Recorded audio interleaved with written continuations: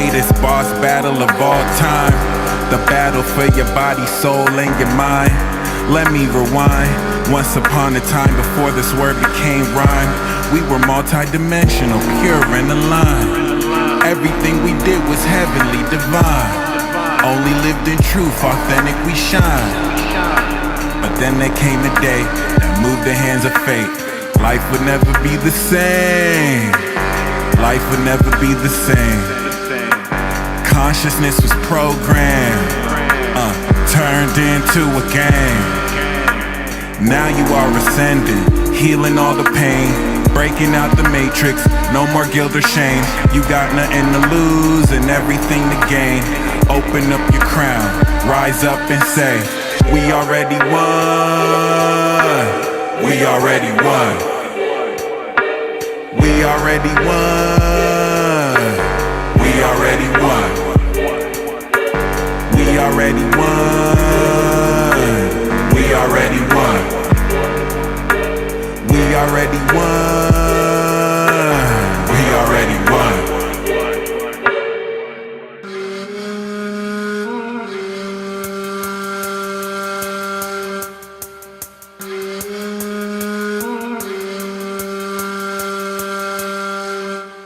First they gonna doubt you, then they gonna realize that they can't do this without you. It's about truth. Yeah, it ain't all about you. Now we are ascending, healing all the pain, breaking out the matrix, no more guilt or shame. You got nothing to lose and everything to gain. Open up your crown, rise up and say, we already won. We already won. We already won. We already won. We already won. We already won. We already won. We already won.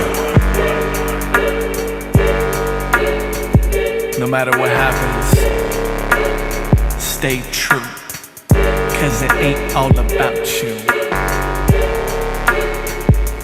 Truth.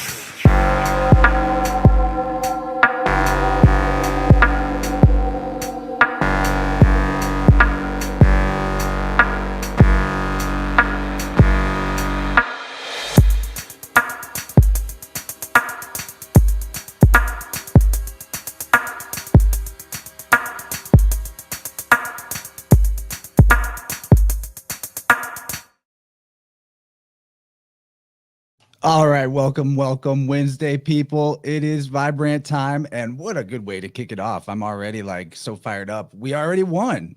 How's the ultimate boss battle for the fate of human consciousness treating you, Mike? We already won, Chance. I'm sure you already know yourself. We just contributing our own piece to the puzzle. Shout out to everybody who's chilling with us, and shout out to Keon the One, who I made that record with. He produced the record entirely and co-wrote that with me. Yeah, I feel like as an artist, that was kind of me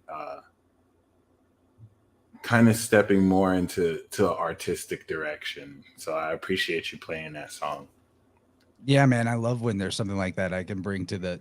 This is like a show and tell type show rather than the interview show, you know? Oh, word. Okay. Yeah. We're going to have fun. Okay, I see what you. Yeah, we can have fun. We can do anything here. It's all about like bringing a little bit of levity to everybody's why so serious lately. Yeah. Yeah. I know how it is. It's hard out there. I was trying to tag you on Instagram and you're in jail.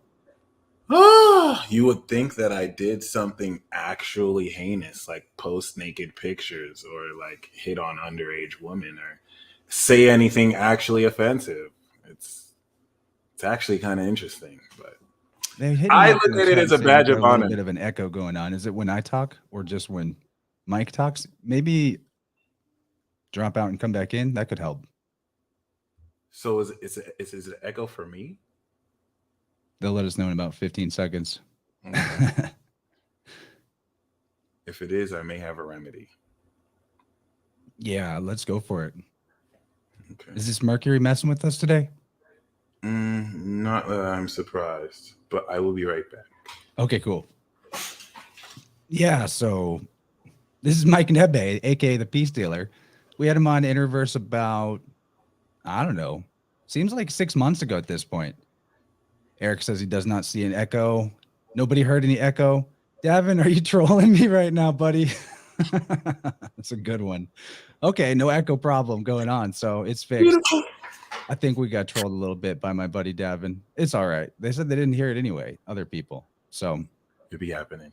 yeah, it's hard out here for a producer. This is a fact. This is a very documented fact. Yeah, so what's good with you, man? What's new in your world? You know what? I've once again reset my life. Soft reset, nothing too intense. Hit 2 days of the workout. Been walking about a mile or so a day. But I would say now more than ever, in the most cliche way I can say it, I'm like returning to myself. And I'm really getting to understand myself. And how much I've tried to rush this process, you know, in this journey to become who I'm meant to be. I'm really taking this time to understand myself, and a huge block of that was impatience. I personally have Mars and Aries, so I've been learning to really embrace Aries as it's truly meant to be, and not misuse the power, you know. So I'm really grateful. I'm in a place right now where I was wishing to be 12 years ago. So I'm taking it all in. And thank you for having me. Yeah, man, I could totally relate to that. I don't know if I even knew what I wanted 12 years ago, but definitely 6 or 8 years ago, if I could just go back in time and tell that version of me, like, this is where you'll be, just do this thing, you know. It's crazy. And for some people, it doesn't even take 6 to 8 years, but Right. you got to start now. I think Oh, yeah. putting January 1st as the beginning of the new year, when everyone does their New Year's resolutions, I feel like that's sort of a saboteur thing because the real initiation of the new and taking action totally fits with this time of year way better.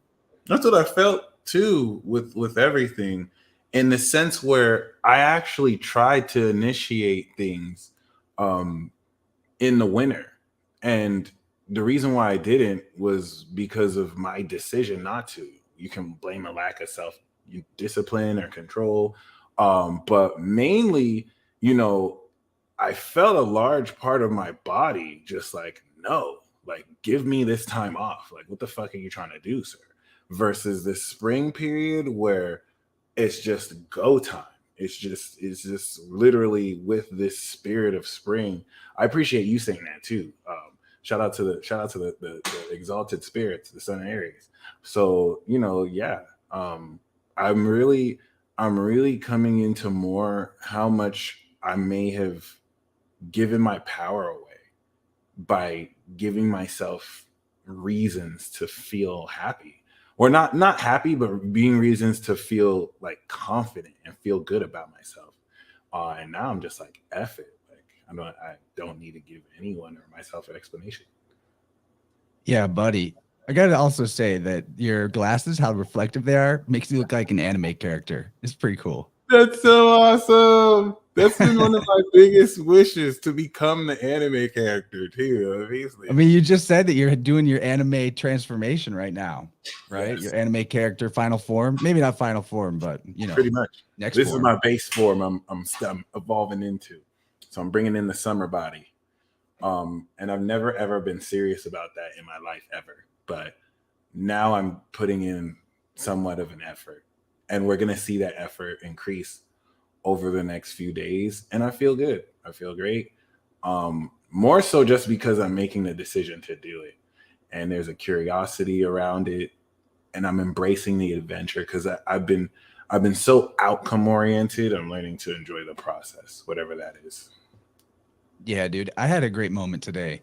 I went to a deli that I haven't been to for a while, but I used to like frequent for lunch all the time. A local organic grocer, pretty badass. And I ordered a soup and a salad, like a small soup, because they had my favorite kind. And the deli manager came out and he was like, "You've been hitting the weights. You're looking pretty swole. I think you need a large." for the price of a small on the soup. And then he gave me 2 large soups, and I was like, that's lunch awesome. and dinner. That's super awesome, dude. Yeah, I feel like whenever you can bring that energy of the higher self forward in some way and make your progress visible, and it makes other people feel good to be around you too. And then good things happen for you and for them and for everything. Because, you know, we're at the center of this universal life mandala, right? I love that. I didn't even think to see it as a mandala, and you got me thinking, yeah. You got me. I might be flexing this summer. We'll see. You got me thinking about how everyone is the center of their own experience, but then all of us together are like a center too, and really dancing that dance in between that. You know, shout out to all of y'all, by the way, rocking with us in the chat. Or just live with us or watching after this is live. You know, this is a really good mutual receptivity too. I don't think we planned to do this when the moon was in Gemini. And we both wore blue. Right. And the moon is literally like right over my sun, like given a couple degrees. So this literally ended up working out. We were supposed to do this like last week? No, I think it was a couple weeks ago. I don't know, but right. this is the perfect time for it. Like what's moon going over Gemini mean for us in the collective, since we brought it up for today? You know, maybe people can think back on their day and be like, oh yeah, that does fit. Yeah, no problem. And does it make you feel like you are really busy? It depends.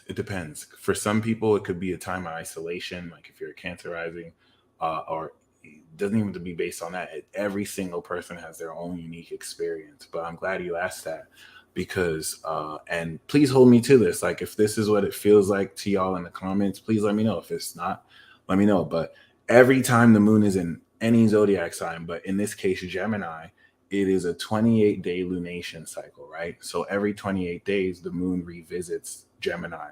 And every revisiting, and it's something that after reading charts for so long, I'm just now starting to come into the wisdom of cycles, and how I got so used to seeing things in the moment, like this is what's happening now, and this is like frames at a time. I'm starting to really appreciate looking at the cyclical nature of things. So every moon in Gemini isn't really even just the moon in Gemini. It's like a firmware update every 28 days, where we're updating, coming around this lunation cycle, the intellectual understanding of what our minds are processing. And of course, a really good question you asked is how the collective feels a moon transit, because the transits are like the weather, right? The transits are letting us know what weather is happening energetically, but everyone has their own unique natal chart. So some people are going to wear a poncho. Some people are going to let the rain fall on them. So that individual Gemini moon transit for everyone in the collective is giving everyone an individual intellectual understanding of what's happening for them. Of course, with the sun in Aries, what they're processing in terms of who they are and how they communicate the attitude of who they are. Because you can decide, okay, I'm the peace dealer, but the moon in Gemini is where it's like, I'm the peace dealer, bitch. And that, you know what I'm saying? That comes through the moon in Taurus. So I have more confidence. I know what I'm worth. And so Gemini has a little, kids say the darnest things, you feel me? So yeah, that's a little understanding of that. You're getting a real, but it's the truth, you know, it's just getting real. It's the truth. Exactly. Yeah. It's not trying to control it. It's just how you actually talk, which is why Sagittarius and Gemini get in a lot of trouble, because, you know, sometimes they say too much. You mind maybe moving in a little closer to your mic or sliding in a little? Yeah, sometimes it gets a little on the quiet side. Yeah, and we've already got some cool comments from our chatters, and like I told you, this is a community-oriented show. J-Lo just pointed out throat chakra activation. It's funny because we both wore blue. I grabbed a crystal off of my crystal collection. Oh, it's, I guess, more of a stone or mineral, but you know, throat chakra-y. I just was feeling it, like some extra oomph for the throat today. That's and beautiful. I guess so were you. And we wore the same color. And Anyway, that's cool. Just had to point that out. But Angela May had a question about North Node in 12th house. What does that mean in a Jesus summary? Christ. It's crazy that her name is Angela because she has angel in her name. So I have a theory. That, and please confirm this, Angela. I've always felt that people with the North Node in the 12th or 6th house, because you have that mutual nodal receptivity, y'all didn't come here with like karma. And that's not entirely right because everyone has karma. Everyone has Saturn in their chart. But I feel like y'all didn't come here to really learn anything as much as, and that's not right to say, but y'all came here to service other people. So like your destiny isn't about for you to come into here to gain something. You're probably going to gain something, and I'm not saying that entirely right, but when I see it in the 12th especially, you're surrendering and sacrificing your destiny path for the collective. It's like being a martyr. And so your destiny is in service of an individual, social, collective, depending on the sign it is. And so it could be very hard to understand your destiny path because it's going to drive you toward, it's like being God's, like, not servant, but it's like surrendering it to the creator. And the 12th house is the house of the less fortunate, mental illnesses, mental institutions, prisons. So you're going to be drawn to assist, addicts, criminals, evil people, supernatural people. Saying those labels is misleading because it's not as simple as that, but that's just the concept behind it. So I mean, yeah, she's an oracle. So this is going to have a lot to do with your spiritual beliefs and how you use your services to assist. So when I see that in the chart, I usually be like, okay, you're probably an ascended master, you're probably an angel, you're probably someone who the divine is using to service the collective. And that means you didn't really come here to come into your own karma. It's just misleading to say that because everyone has karma, right? So, but yeah, I like to say it like that in case it resonates more with people. I like that. I've said this before, probably the last time we talked, but what I enjoy most about your style of astrology and other astrologers that I particularly follow or like is that you focus on, I mean, you get real about like where the work might need to pop up, but you are super into giving people the full blast. Like you're an infinite being. This, you've been doing this for eternity. You are a super ascended master potentially. Or maybe not. Like there's different levels of soul. We come in at different rates, but you build people up really well. I guess that's what I'm trying to say in summary. I get hype man a lot. And yeah, that's my role too. Amazing. And that's why I like to use these extreme terms because, like, for example, when I say like when I speak to certain women and I say you're a goddess or you're a queen, a lot of these words are always used endearingly, like to flatter or to hit on them. So I take a different approach where I'm giving you legitimate scientific breakdown. And I always make sure that I don't run the line of coming off like I'm flattering you, because that's why when I read these charts, I'm mind blown. I'm like, oh my God, like you're a fucking ascended master. Like you're literally like this goddess, blah, blah, blah. And it's like, I love to watch a lot of anime and like fantasy. So it's like I'm literally watching a fantasy in real life. And then they'll be like, yeah, I actually go through this for real. And it's like the best part of my day. I love it. I love that too. I think a lot of the time about the monad or like the source and how it divides itself to eventually get down to the level where there's billions of us theoretically. And maybe at a higher octave of the fractal, there's just like 3, and then there's 12, and then there's, different divisions. So there is like this archetypal God force that we each, are embodying in some way. And like, that's the superhero anime transformation, is getting in touch with the full breadth and depth of the higher archetype octave of what you embody in this big life story game. Amen to that, bro. And I think the biggest difficulty for me especially is just getting out my own goddamn way, because I felt like I had to have the technical understanding, like I have to know how to do it, I have to know what to do.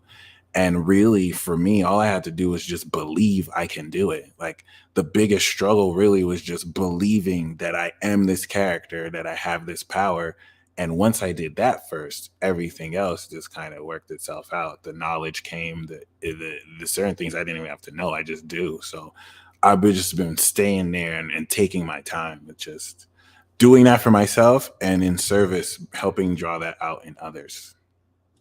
Yeah, that's a real thing, embrace the role you want to play and what feels right to your soul, and then just start playing it, and things will come to you as you go.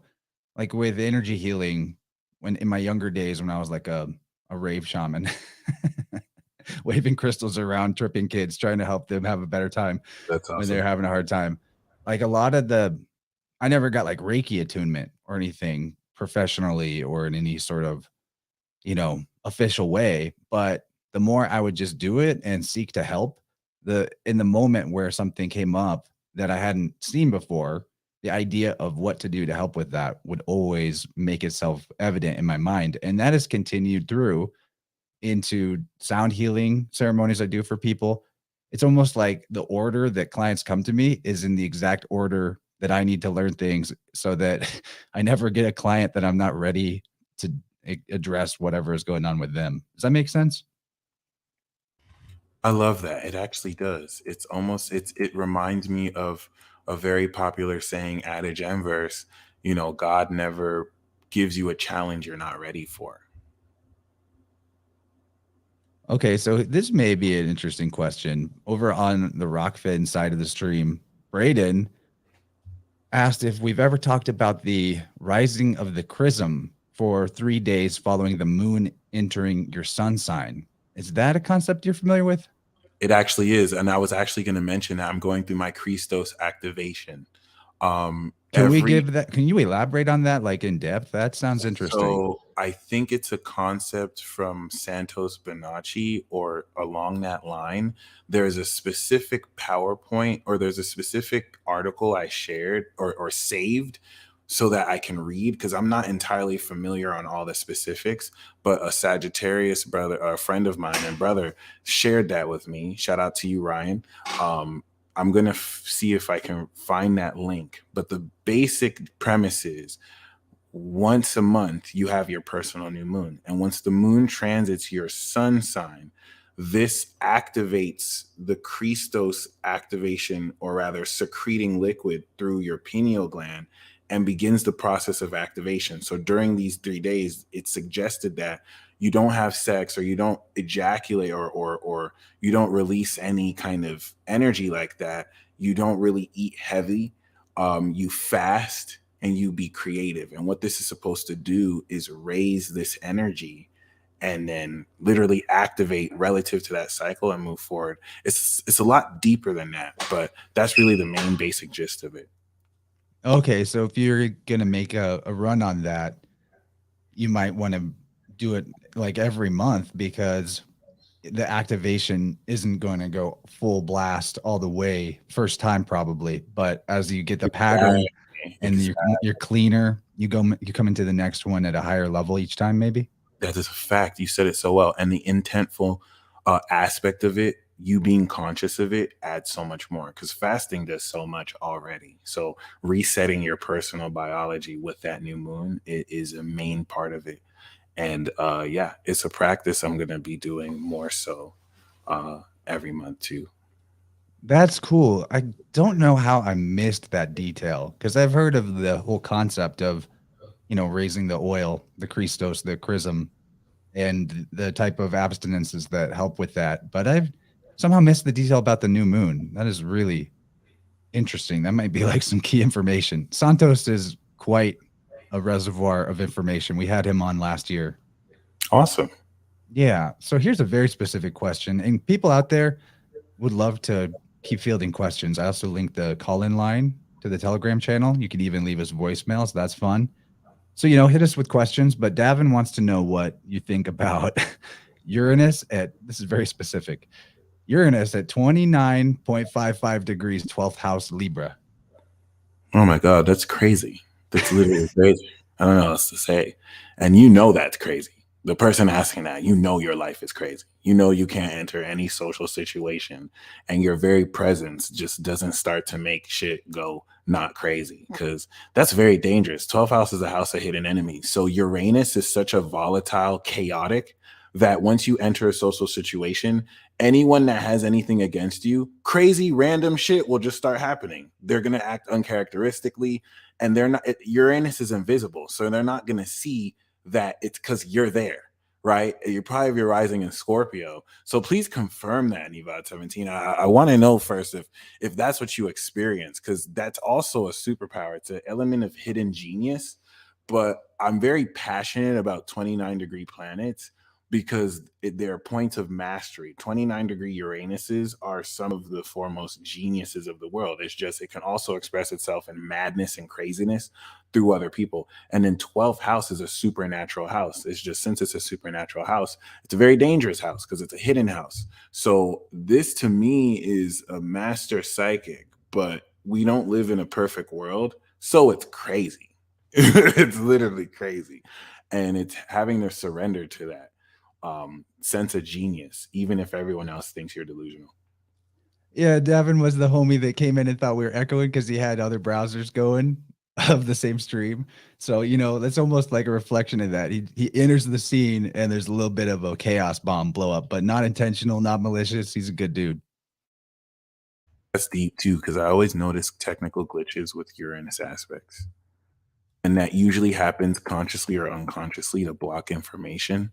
So this is where Uranus can sometimes try and protect him by glitching technology, but it's not going to look at like that at the moment. It's going to look like things are messing up. So it's not that everything I just said is surface level. There's so much deeper layers of complexity.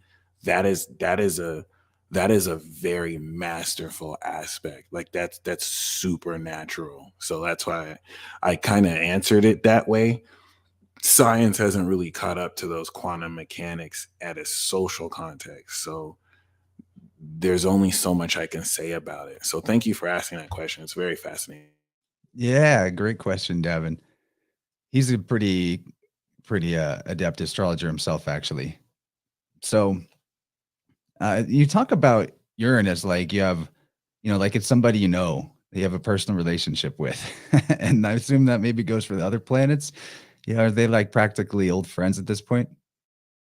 I love that you said that, because um first of all, yeah, Uranus and Scorpio I feel is dangerous, and that T square now adds so much complexity to that. That's even wilder. But I love that you said that, because one of the main things people used to ask me a lot is, where do you get your information? Like, what book did you read that from? And one of the main lessons, like, experience is my greatest teacher. So one of the main things I was guided to do in learning astrology, right, a lot of why I feel like I'm really good at it, or a lot of why I am, is because of actual experience, like just putting in those 10,000 hours, reading so many charts. But my understanding of the planets actually came from talking to the planets as if we were homies. And it was just kind of that attitude that help me understand it in a more personal way. And I didn't realize at the time, with this connection, I was being revealed essences of them through real people, through Mercury ruled, Venusian ruled people, Jupiter ruled people as their vessels, instruments, and just experiences that carry their signature, that just really gave me like a next level understanding. And at the time I didn't know, and I was channeling. I was also really skeptical about channeling, which got in my way, because I felt it felt like making it up. But having confirming experiences, as above so below, really helped me understand how it works. But yeah. Well, I key in on what you just said there. It feels like making it up. Yeah. That's actually that's the crazy paradox of tapping into closer and closer to the source energy. Is what is source? It's imagination. It's pure creativity. So it is the part of the universe, or the origin of the universe, that is, if it's original, then it's making it up as it goes. So As Right. long as your intent is in alignment with the highest good, the making it up as you go part is actually the right way to go.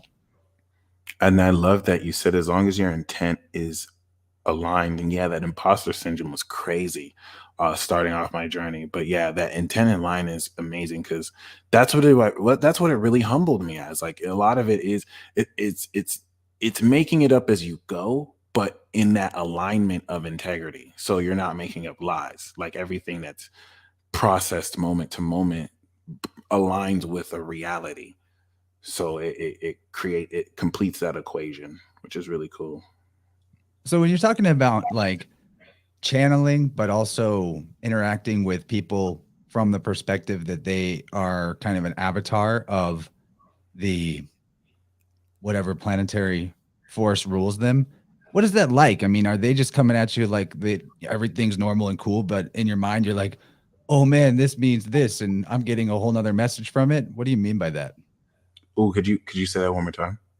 So whenever you're interacting with people and you're feeling that they have some sort of connection to a planetary ruler that you're talking to directly, Oh, I feel are they aware of that? Like, are they just coming at you normal and on the inside, you're playing it cool, but on the inside, you're like, I'm literally talking to Jupiter right now. dude, this has literally happened. Okay, so like, oh, and I have chills because some people are aware of it and they come with that. They're like, yo, I'm an aspect of Archangel Michael. This has happened to me. I'm an aspect of Archangel Michael. And in my head, I'm like, yeah, bullshit. And I saw his chart and I'm like, oh my God, it's the truth. And then I know another friend whose name is Michael. And, and what kind of defined it is there's certain defining features and attributes, right? And he said he was an aspect of it was verbatim the truth. And his name is Michael. I know another friend named Michael. His soul is actually on the Archangel Michael star, and he knows himself to be it. There's certain people who are unconscious of it, and they have signs around like they have signs that they've struggled to believe, and so it may play more unconsciously as a vessel. But this actually happened to me recently with this one person who didn't know. This blew my mind because we both watched, shout out to Dolo the Pilot Man, who's also self-proclaimed Archangel Uriel and really is, it checks out. So the dude who bought the reading, his name is Uriel. And at first, I thought it was his nickname because I saw his chart and I'm like, oh my God, he has his moon, he has his sun exactly on the Archangel star Uriel. And I thought that he knew that and was like, okay, I'm going to change my first name to Uriel. Then I realized he didn't know that that was the aspect there. And then he brought his birth certificate and his actual name was Uriel. And I was like, oh my fucking God, I'm talking to the Archangel Uriel right now. And we also both identify as Watchdolo too. So that has been happening to me like almost every reading. The more I'm getting readings now, like the alignment with who the universe is sending is mirroring with my own self-realization. But that was one of the most recent times. And he didn't necessarily treat it in a sense where like it puffed up his ego as much as he's lived it his whole life, and he's part of the new generation, so he's awakening to that essence and defining that. But that was such an experience where it's like, wow, just for it to unfold like that. But he didn't know that that exact aspect had the Archangel star Uriel. And it blew my mind how that unfolded and how people's names really do correlate with you know what I'm saying, like who they are. Man, that is a mind blower. You turn on the TV or something. Not that I actually have one, but you go somewhere where there's a TV on, baby, and it's just like war, pestilence, famine, death, disease. But actually, below the surface, there's fucking ascended beings popping off and waking up in the matrix and realizing, oh, Dude, I'm here to wreck shit in a good way. dude, like they're really ascended beings. Like it's fucking mind blowing. That's why I love what I do, because I feel like I have the opportunity to really just give a new perspective or a realistic perspective of your own divinity. and to just kind of be real with it. You know what I mean? And if I come off as a hype man, even better. But it's just so fun at this point. You just get to see all the amazing parts of people. And a lot of people do say, how come I don't say bad things? And it's not that I don't say bad things. Much of what I pick up is the potential of your essence. So for me to say negative things is opinion based. I can say negative potential, but it's you who actualizes it. So that's why I just say it as it is. And it comes off as positive because a lot of people have yet to accept that they are perfect beings. We say that we're not perfect because we hide behind the concept of imperfection, but it's hard for us to understand that we put ourselves through difficulty because things go through up and down. You know what I mean? So I truly don't believe there's anything. I'm truly coming into the belief that everything is perfect and everyone is perfect. We may perceive imperfection because there are things we don't like, but everything is a part of a script. Everything is a part of a, perfect sequence. So I've been coming to accept that. And it's been amazing. I love that, man. I couldn't agree more. I mean, we have a limited perspective in our slice of universe currently. It's really the limitations that we put on ourselves and the judgments we place on ourselves that make us feel less than the divine children of the creator that we actually are. And it doesn't mean that we don't have room to grow or to improve. That's the wild thing about the divine and source, is that it is infinite. So it's complete in itself, but it also goes on and it also continues and it also expands. And nature, like, I really look at the meaning of life is life, and for life to continue flowing and thus expanding and carving out new neural pathways. That means that even though we can start to accept ourselves fully for who we are, doesn't mean that we know what feels good and what feels bad. So all the stuff that we judge ourselves as being imperfect for maybe doing or feeling or lacking in some way, those are just the markers of which way life wants you to flow so that you feel even better and even more stoked about living. I'm really interested too in that thing about stars that archangels reside on. What are some of those stars? Like, are you I'll just pull it up aware right of now. the degrees where they hang out? Oh, I'll sweet. pull it Want up to right now. screen share? Yeah, so there's Astrology King. There's 4 archangel stars, and this is what helped me embrace more how I represent, this concept too, because it'll show it in the chart, like it'll show it basically relative to this element here scientifically, and there's several layers to it too. So it's not necessarily always as simple as that, but yeah. You ready for me to pull it up? Yes, sir. So as you'll see, Aldebaran at 9 degrees Gemini is the fixed star in Taurus. And it will tell you right here, this is one of the 4 key stars in heaven, also called the archangel stars, Michael in this case. Then you have Gabriel, Fomalhaut.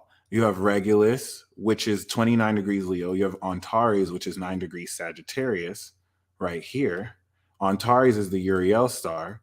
And then you have Fomalhaut, which is 3 degrees Pisces, which of course is Gabriel. And then you also have Regulus, which is 29 degrees Leo, which is Raphael. Okay, Raphael is interesting because we see President Trump has his rising here. Drake has his rising here. So Drake and President Trump are instruments of the Archangel Raphael. And we see Raphael in this case. So does that make them Archangel Raphael? Doesn't actually have to, but it does note that connection here. It will even see this here in the sense where, let's see, because they have kind of Regulus conjunct the ascendant.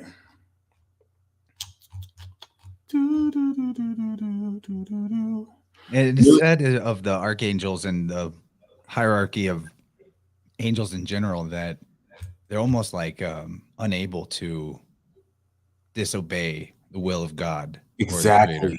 Exactly. So if you really got into like the gnosis of what type of being that you're channeling into the reality, that also helps you maybe line up with the path of your lowercase w will lining up with the divine will, which is the just Lord's prayer. accelerates all the beauty. Amen. And that's alignment. That's the Lord's prayer. May your will be done on earth as it is in heaven. And people who have these contexts, they don't really have free will like most other people have free will, just like angels in relation to humans in this mythology, right? But we all kind of this is what I'm learning with this spirituality, in that as multidimensional beings, we kind of play the range of all of us. So we have that human experience, we have that angelic energy, we have that divine being energy. And those are just words I'm saying, but like just that concept of kind of simultaneously as a body, mind, and soul being physical, but then still observing your own physicality and experiencing it through and balancing this duality, which you just nailed it, through alignment with the higher will, because alignment with the higher will aligns all of us. Boom. It's a crazy paradox because we want to believe that we have free will, but it's ego that it's tripping on that, right? Because ego's like, I can do whatever I want. But we already mentioned that when you get up into like source consciousness, that is free will. That's the only free will there ever was, because that's being original. That's the actual power to make it up as you go. And whenever you try to like exercise free will in ways that aren't aligned with the universal law, then all you're doing is suffering consequences of universal law. And really, those behaviors are like you running programs. So they're not, that like, because in our innate selves, in our state of being as like a newborn, right? Like, you look in nature, okay? Like a deer is never going to do something that is out of alignment with natural law.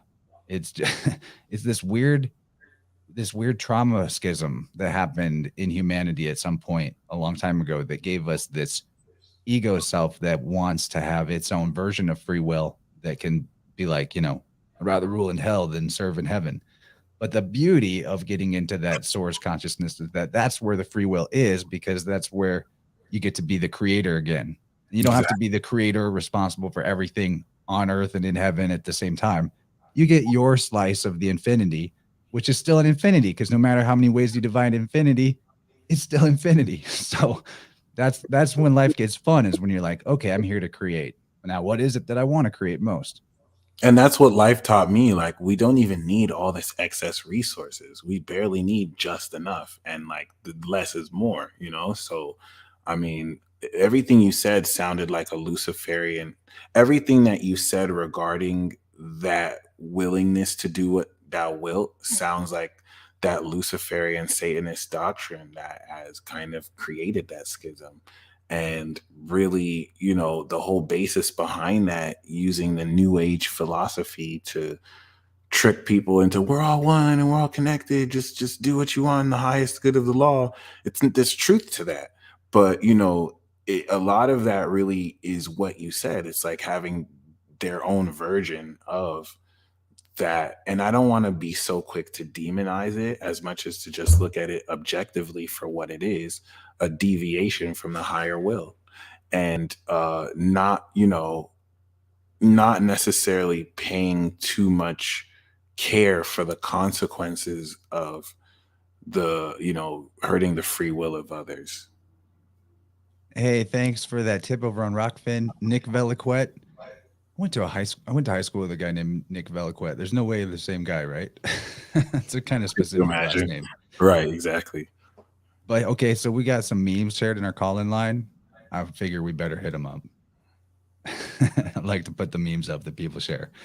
Okay, it's time to start the new chapter of your life. No thanks, I'm quite comfortable where I'm at right now. And then higher self pushes you out of the wheelchair into the cliff. Pretty nice one. Nice one. That happened to me for my job when I first moved here. Oh yeah, I feel like there's an anecdote in there. Oh yeah, it's quite the story. It actually coincided with me never having to work a job again, because when I moved here at first, I wasn't working my business full time. So I decided to, when I moved to Vegas, first I was like, I'm just going to vend on the strip because I didn't know what I was going to do here. Then I realized they actually had psychic shops, but I learned that you had to get a Clark County business license. So I had to, of course, pay like several $100s. So I had a license that gave me the ability to, in the industry of psychic arts, give people readings in someone else's establishment. And I was working at Karma Connection, which was off of Rainbow Road. Place is lit. They paid daily. I had fun. It was really dope. So the last week I worked there, the Sunday, right? That very beginning of the week, I hear a voice within my head like, this is the last week you're going to work here.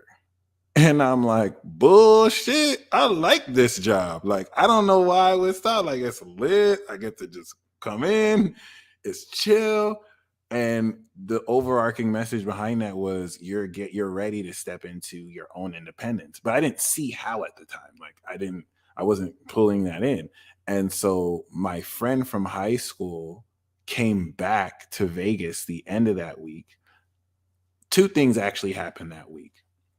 It also showed me why I worked there. I met two special clients. Bless them, by the way. One of them was no nonsense. She wasn't trying to get an overeating, like, oh, I want to see what the cards say. She came through. She's like, look, I've been to several psychics and I just want to know one question. She looked me dead in my eyes. She's like, I've been looking for my father and I want to know where he is. And that was the first time I ever had a request like that. And I was shook. I was put on the spot. And I said the first thing that came to my spirit. And I specifically said a country, in the South American country. And she looked at me and then she sat back and she's like, that's wild because that's the last place I heard he was at.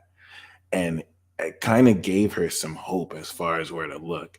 And that helped humble me and let me know, I'm an instrument, you know what I'm saying? Like, it's not about the ego, like I'm here of service. And the last reading I had at the end of the week was with a woman who didn't even see me. She heard that they had someone new and she's like, I have to book with him, right? She didn't even see me though. She came back and she was mind blown. She's like, you look exactly like my brother who just died. I had to get this reading from you because I had to see you. And so after that, the weekend came, my friend came back in town. She was dating Chris Santos, the famous chef. And he was just passing me like stacks of $100 to give to strippers because we went to the strip club. And I woke up late, you know what I'm saying? And I came in, I was about to come in late for work. She called me up. She's like, don't even come in. Fired me on the spot over the phone. And I was like, well, I don't have that job anymore. But at that same time, I ended up making more money than I ever made that week in my business to where I never had to get a job again. And it was mind blowing. Like, kind of confirmed that voice. Man, that's a good story. Right.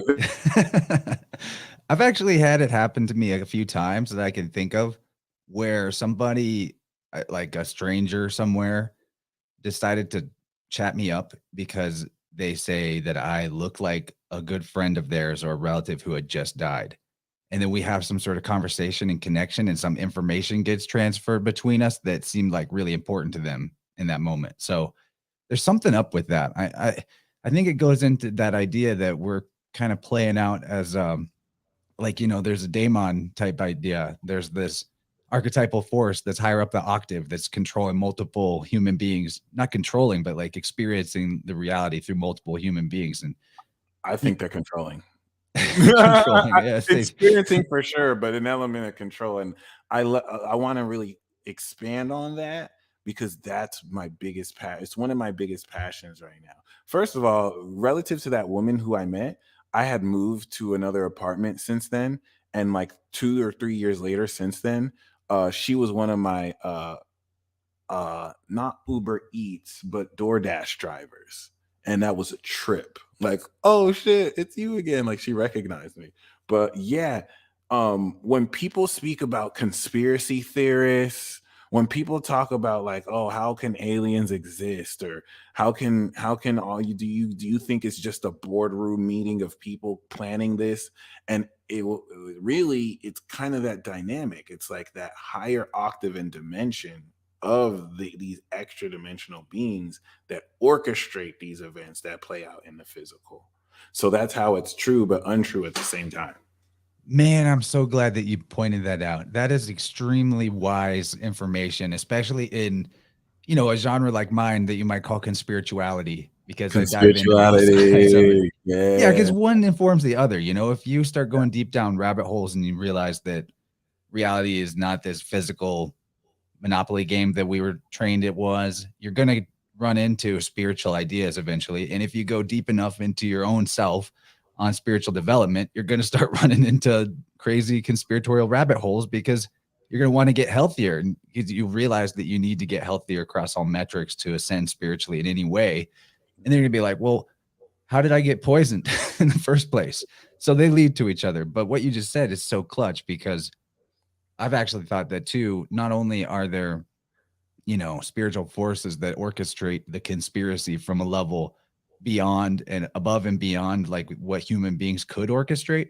Because when you get Mhm. into some crazy shit like decoding mass media events through gematria and finding that like all the stories of that day had the same exact numbers in the headlines if you turn the words into numbers. How, And here's the thing, how do like, human beings do that?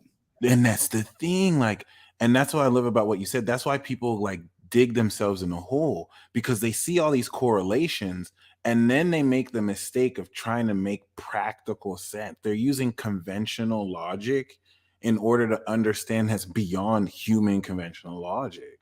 So like we're going to see with our human brains they have that number, but it's not at the human level that all this is happening.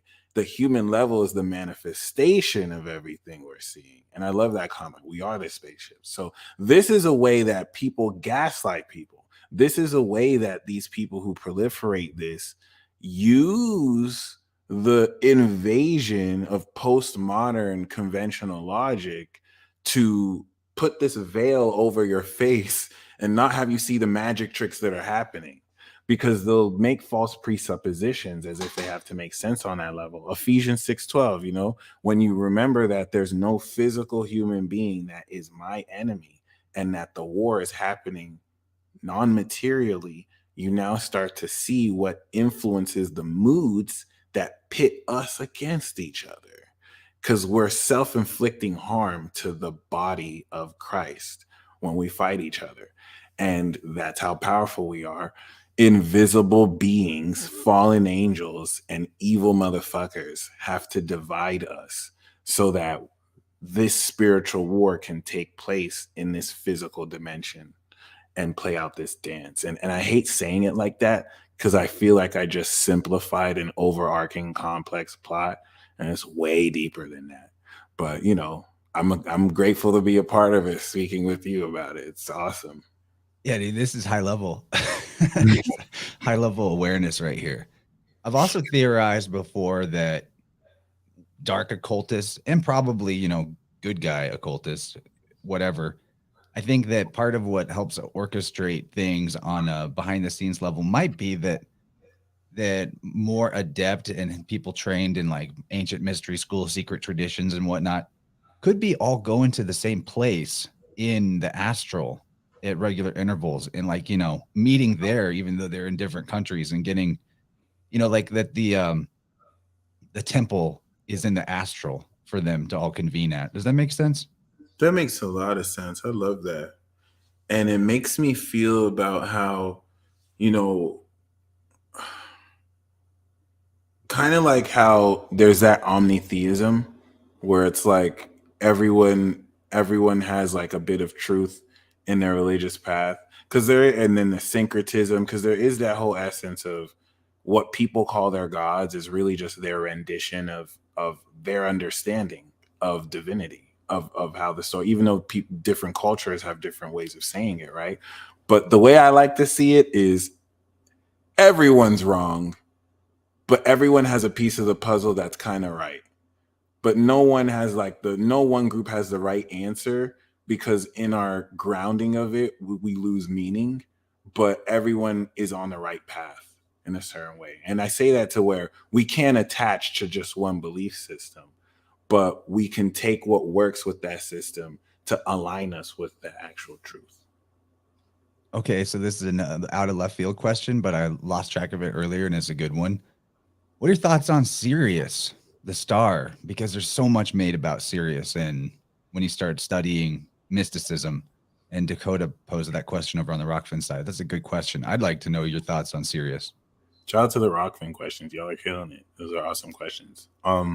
I know absolutely nothing about Sirius other than the fact that it's 15 degrees Cancer. I have my Jupiter on there, so I'm very connected with Sirius, but I just have known it to be a super big star. And I'm researching more the astronomy side of things and the starseed side of things, because that's opened a whole new world for me that's fascinating. And meeting people who are from there. I didn't used to believe that, but I realized it's true. So really great question, because I want to learn more into that too. So at the about halfway point of the show, I often take call-ins, and I have a particular friend who I want to call in who's a big fan of yours, and maybe she's like a little starstruck, but her name's Kaylee. She's an amazing astrologer. She calls in all the time. Awesome. So this is your call to call in with the link I sent you, Kaylee, if you want. If you're not available right now, it's okay. No one's going to judge, but Cool. I'd like to, because you bring a lot of good stoked energy and fun cackling to the whole scene. So maybe we need a little divine feminine up in here. Let's Just saying. I like that. Another question that was up higher was about Archangel Sandalphon. I like that. What's that one about?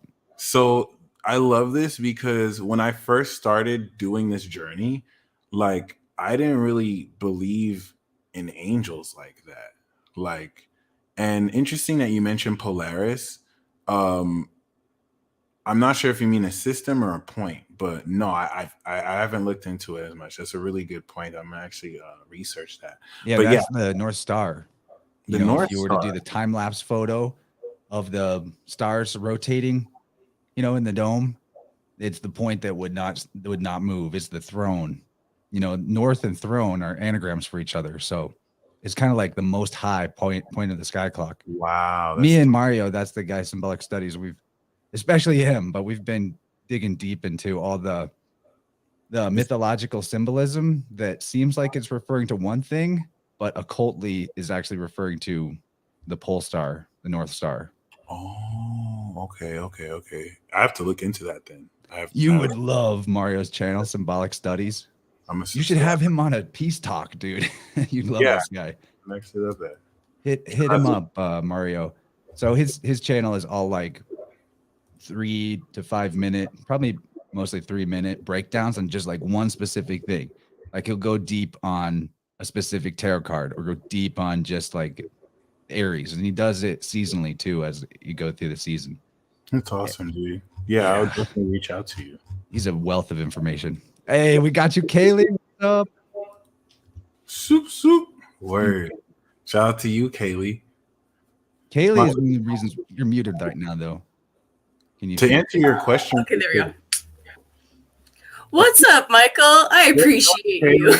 I appreciate you too. And you're right. She definitely brought the energy too. That's awesome. What? Y'all remember to hit like. Okay. Yeah. Horse coming in hot. Right? Yeah, seriously, Michael, I very, very much appreciate you. In 2020, when things started going down, you and Leo King actually were the only ones that I had found at the time they were actually speaking the truth and not censoring. And you have no idea how much I appreciate that. Because I needed that at the time. So shout out to the Leo King. Shout out to the Leo King, because he definitely came with a vengeance. He was not playing. Like I did notice that too. That was awesome. Yeah, but yeah, so good job, buddy. Thank you. And sorry. My bad. I wanted to answer your question about Sandalphon, because I don't really like my connection with the angels, right? Like I came into it very skeptical, like seeing people pull angel cards. And I just didn't believe that. I was like, I'm sorry, boo boo. Like, Uriel doesn't know you, like, just because you pulled a card. And I was very skeptical about that for a while. And I approached spirituality too cerebrally. So I didn't know, like, who the angels were, how to talk to angels, versus now where I'm just letting go of the process and letting what comes to me come to me, right? So Sandalphon, right? I was at a period where I'm like, I don't even believe all these angels people are naming, they're making up. Like, there's not even all these extra angels. But I remember recently, because that was like years ago, and there was an angel reader, right? This is kind of how my path kicked off. An angel reader, shout out to you, I wanna she had told me that Archangel Haniel is like one of your guides. And one day she did an initiation for me. And the angels had blessed me, right? And I remember she was saying, be careful, your life may change that day. And I vividly remember being like, okay, this isn't even real like that. Like, I knew that she was accurate, but I just didn't believe in the angels in a real sense like that.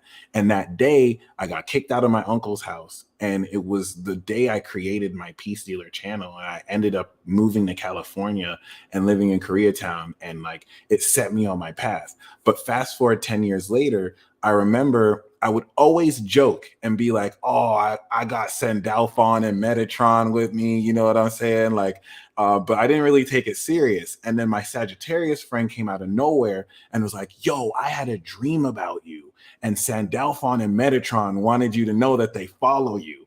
And that made me realize, oh shit, I was making a joke out of it, but they were communicating with me like that. I just didn't really take it serious because I thought I was making it up, right? But like I didn't think that I was like really connecting on that level. And it really now made me take more serious these connections and embrace that process. But yeah. Yeah, I've heard stories like that too, like Jesus showing up to somebody in a dream and telling them to go tell somebody else something about a subject they had no prior knowledge of, and it changes that other person's life forever. That recently happened to me with Lucifer. Really? Yeah. So I actually have several Lucifer stories. It's really weird. It's very weird. But the most recent one, I don't even remember who I was on an interview with. But I was gonna meet up with my friend later, and she didn't see me on YouTube. It wasn't really a shared interview. Like, not that many people showed up to watch it. So it wasn't, I didn't really push or promote it. But in that interview, right, the person asks me about my thoughts about the devil. And I remember sharing that I feel like the biblical interpretation of Lucifer doesn't necessarily allude to Lucifer really being evil. Like, that's just a Christian belief that's just like a pseudo Christian belief that was added on after the fact. That, you know, there's more onus to see Lucifer as an overzealous prosecutor than some really evil being, despite certain passages that do allude to that, right? But I mentioned that, and then an hour or two later, I met up with my friend. Shout out to you, Marissa. And she told me she had a dream. And in that dream, you know, she was being followed by two people, and the friends that she was with kind of ran away.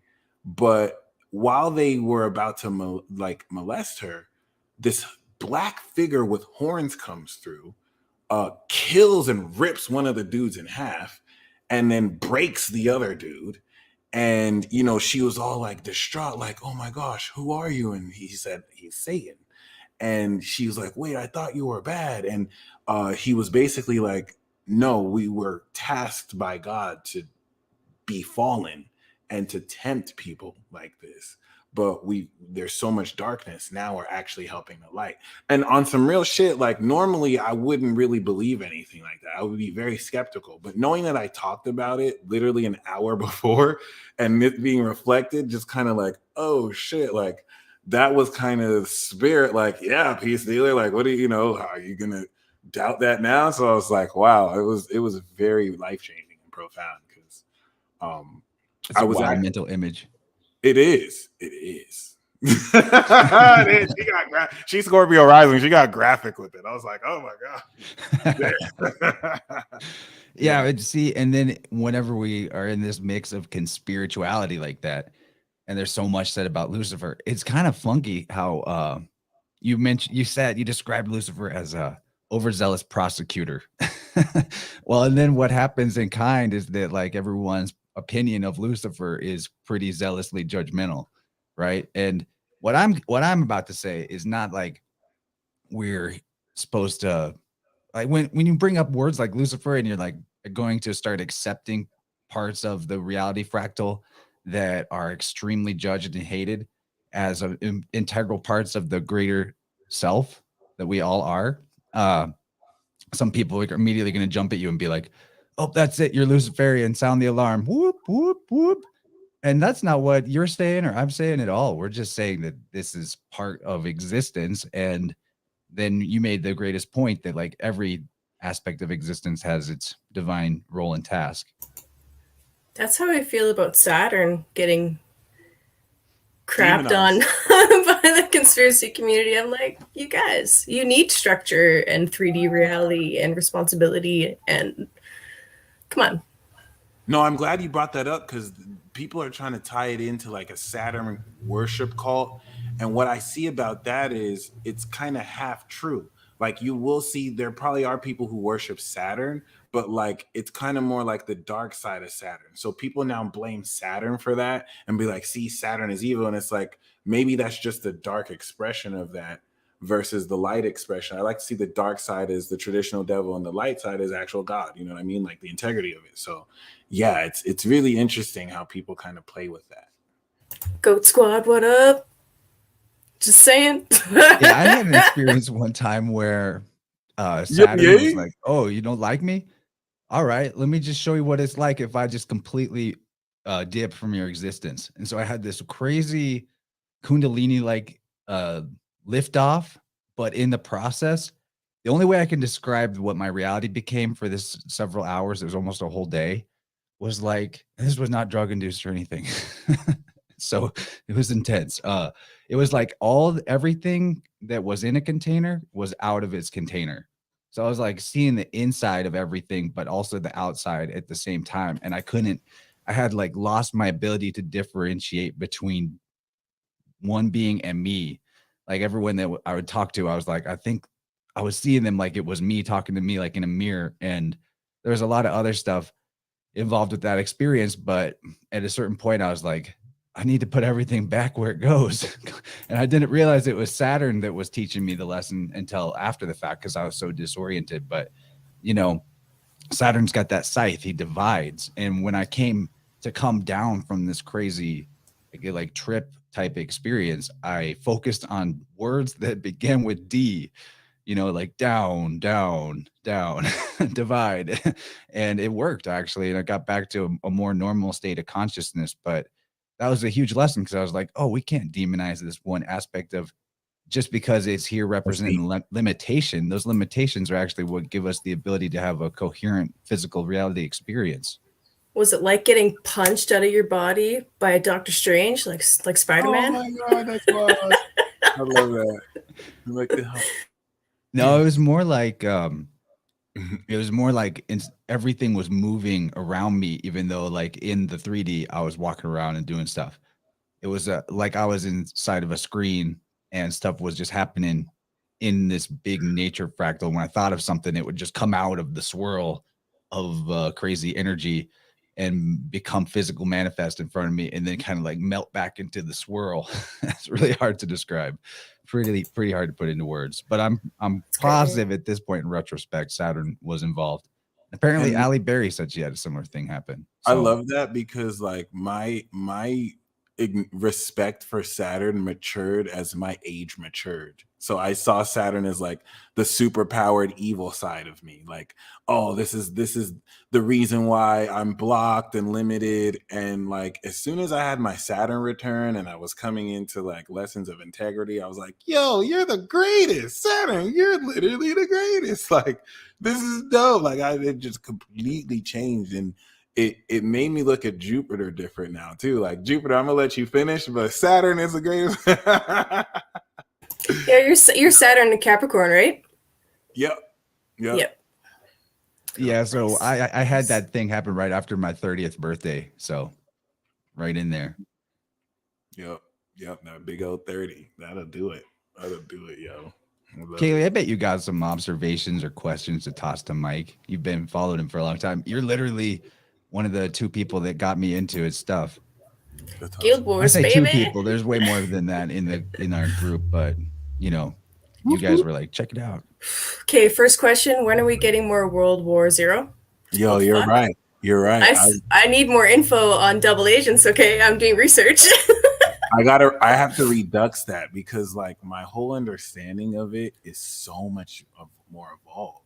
So I'm definitely if anything, we can schedule Taurus season. I'm gonna aim for Taurus season. We're gonna get the final episode of season 1, and that's gonna be a mega live video, and we're gonna go down into every episode of World War Zero, and I'll just give updates, just a recap, and then I'll let you guys know what's coming for season 2. And All right, I'll accept that. Oh yeah, it's gonna go in. It's gonna be awesome. It's gonna be one for the books. That'll be good. Yeah. You guys should check out the playlist World War Zero on Michael's channel. I did. It's pretty intense. My next question was, what do you think of the tarot readers that focus specifically on like twin flame and love readings? Oh my gosh, I can say this because I've surrendered to. What I love about my heart is that it's a childlike heart. So when I dip into it, like I can be very naive and I can appeal to that part of me that just wants to be in love. So I can say confidently, like whether people mean well or not, a lot of that ropes in romantics and hopeless romantics that just want a good message and want to be told what they want to be told. There is also still a nature of divination where some of those readings are accurate as hell. And this is where efficacy doesn't justify, just because something is accurate and works doesn't mean what you're doing is right? So you're roping people on this lifelong like message, like this is the week it's gonna happen, this is the week it's gonna happen. And if you have discernment, you can pick and choose which of it works. But mainly a lot of the energy behind it is mad scammy. It's really more so like, hey, let me sell you on this urgency of we know you want to be in love and we know you want to find the one. And even though you're adding in accurate mechanics psychically, you're baiting people in with toxic rhetoric kind of and selling this love image. So I fell for it a lot. That's why I can definitely relate to it. But I had to mature and wake up out of it. So this is what it is. And it feels good too to fall like that. Like sometimes that's what you want. And I feel like it's its own kind of brand, right? So if you kind of look at it as a novelty kind of thing, but if you try and portray it like it's real spirituality, then I don't know. Word. Yeah, it feels a lot of the times it feels really parasitic to me. Exactly like that. Like it's just hooking in to get you addicted. Twin bait. Oh. And it feeds to your toxicity. It's like, is he still thinking about you? Is she still thinking about you? And it could be accurate, but like that's not even the direction we need to go in, right? So exactly. Right. Yeah, exactly. We did a Vibe Rant on twin flame bullshit. That was my first podcast. Yeah, that's true. That was your first podcast I hate to interrupt. Yeah. It's crazy you say that because the synastry reading that I had today were two women who acknowledge each other as twin flames, and I broke down that in their chart. So what I learned about twin flames, so we have to have a twin flames Vibe Rant because I can go off for days. Like I could do a whole, and I love talking about twin flames because it triggers people so much. Like people who felt they met their twin flame 2017, but they salty now because they don't do. So I don't care about twin flames. And then the people who are still delusionally looking for their twin flame, like it hits everybody. Like I love it, but I've learned specifically because before I try to find the cookie cutter approach, like if this person has this sign, they're a twin flame. And what I realized is it is purely patterning. So on the surface, like if you look at their charts on the surface, there's a lot of squares. They're incompatible. But if you look at the actual pattern of their chart, they're twin flames. Even down to my bad friend, even down to during that reading, they're like, oh yeah, we feel like we have a sibling connection. I'm like, oh, y'all probably Isis and Osiris. And she's like, stop. We've always felt that. So I pull up the actual asteroids of Isis and Osiris, and you literally see one person is the Isis archetype, the other person literally is the Osiris. They share a twin flame connection. That's awkward. Yeah, I feel you. Oh, well, it's all right. They're both women, so no one's losing their dick. Right.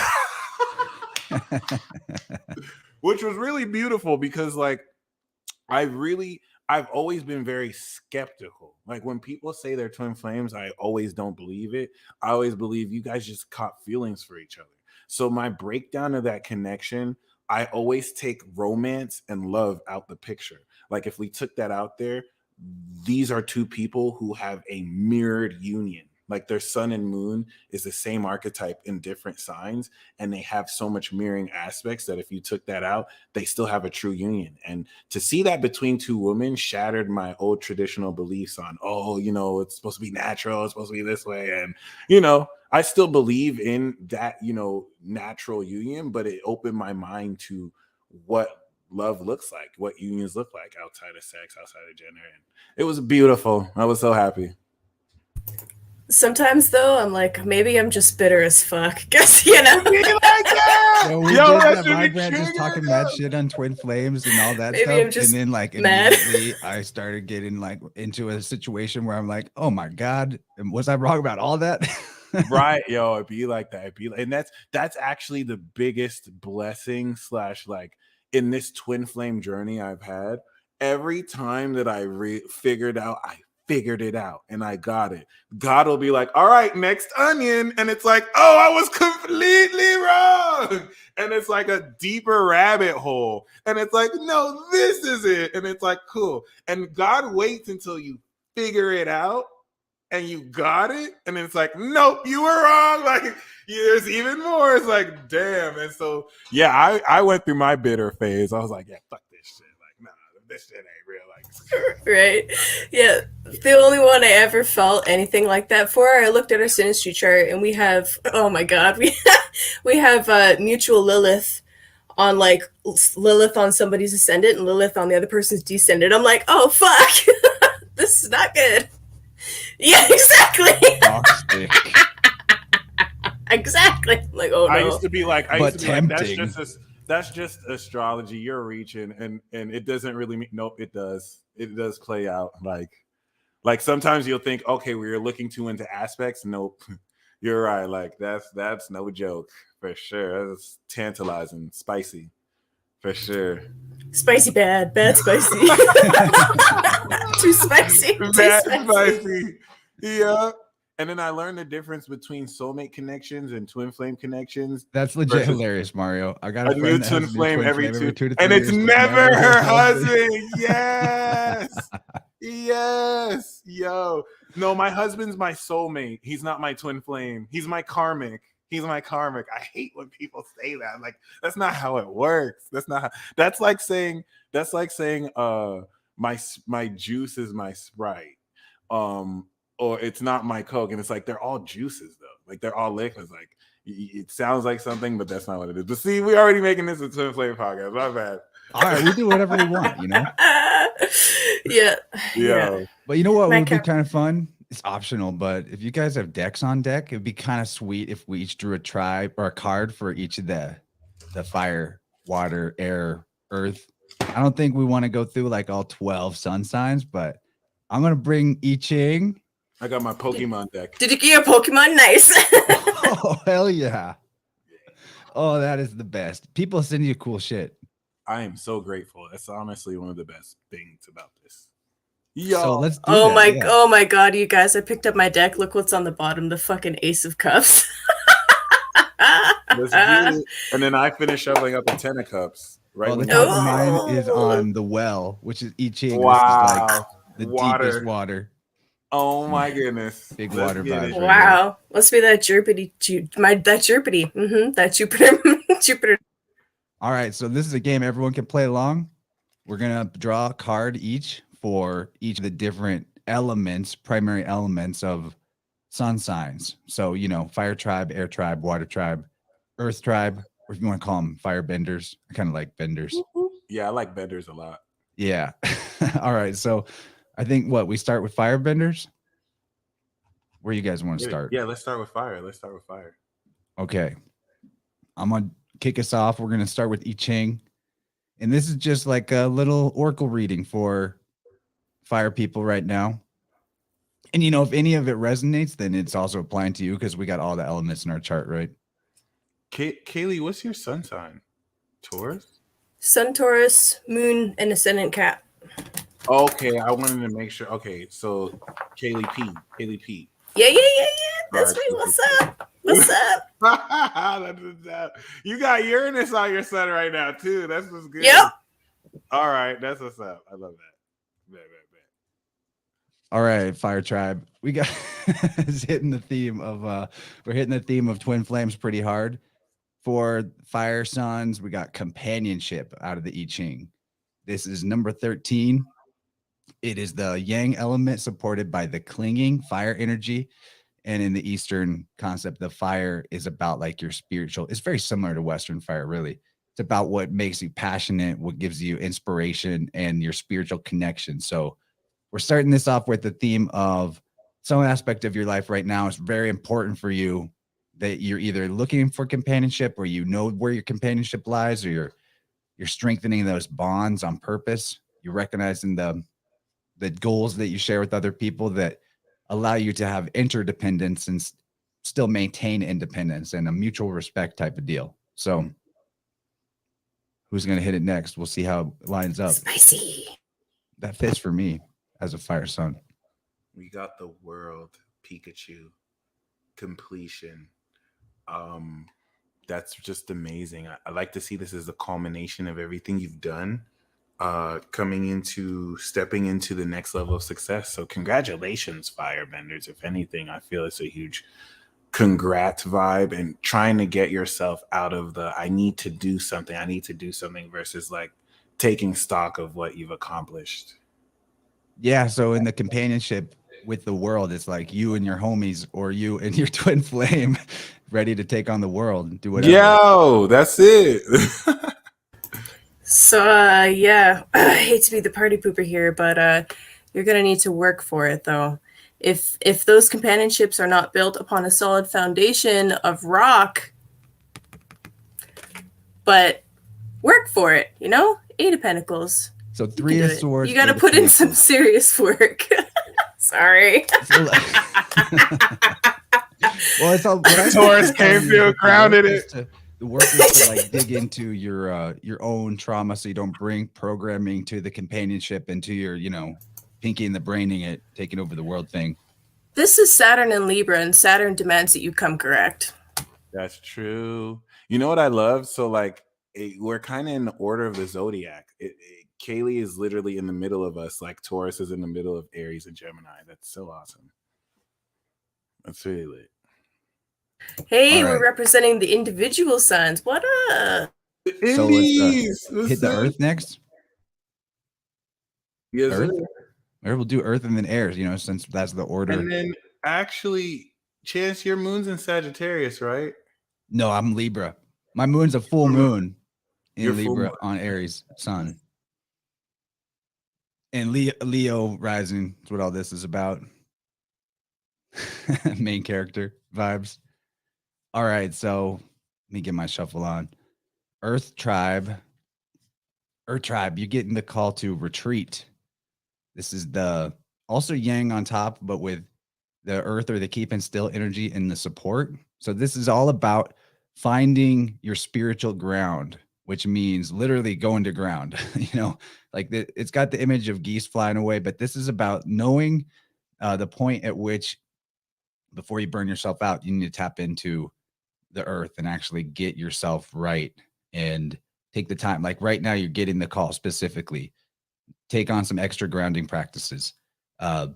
Focus on the healing. Focus on the rest, and let that support your spiritual development instead of thinking like, I gotta go and accomplish, and like make this outer world progress. Realize that the grounding aspect and like the rejuvenation that you give yourself is actually what unlocks the spiritual progress in your path through synchronicity in a more effortless way.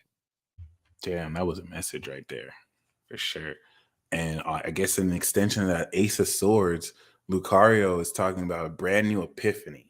So it's like, if anything, this triggers a new idea of communicating. And we know this is true because Mercury is going through your sign. And also really victory through this brand new sword that cuts your way through any falsity. I love the Ace of Swords. It's hands down one of my favorites.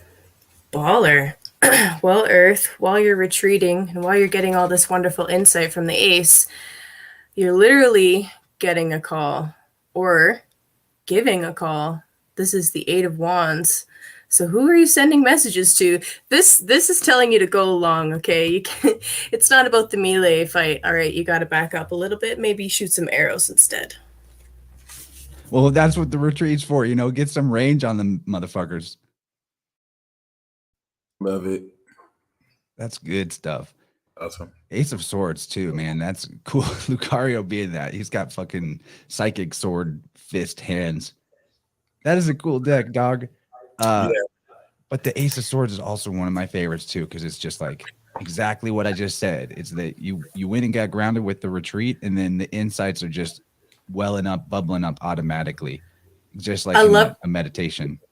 Totally. I love that too. I love that it's like you retreat, you get the downloads, and then you can send the messages out in that order, not the other way around. All right, airbenders. Love me some airbenders. Whoa. Okay.